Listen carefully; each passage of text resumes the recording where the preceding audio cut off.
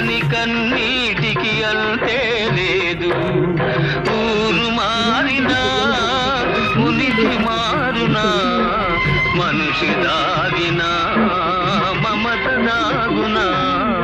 కూర, ముల్లంగి, beetroot, mango, కర్బూజా, పుచ్చకాయ, కీర దోసకాయ ఇలాంటివి ఉండేలాగా చూసుకుంటూ ఉండండి. అండ్ ఇంకొక విషయం ఏంటంటే, ఇందాక మనం ఆయిల్స్ గురించి మాట్లాడుకున్నాం కదా, అలాగే ఈ కర్రీస్లో కానీ వీటిలో ఉప్పు కానీ ఆయిల్ కానీ ఇలాంటివి ఎక్కువగా ఉండే ఫుడ్ ఐటమ్స్కి పిల్లల్ని ఎంత దూరంగా ఉంచితే అంత మంచిది అన్నమాట. వీలైనంత తక్కువగా వాడి చెమట రూపంలో శరీరం కోల్పోయినటువంటి లవణాలని అందించడానికి మజ్జిగ, నిమ్మరసం వీటిలో మాత్రం పిల్లల శరీరానికి కొంచెం ఉప్పు అందేలాగా చూసుకుంటూ ఉండండి.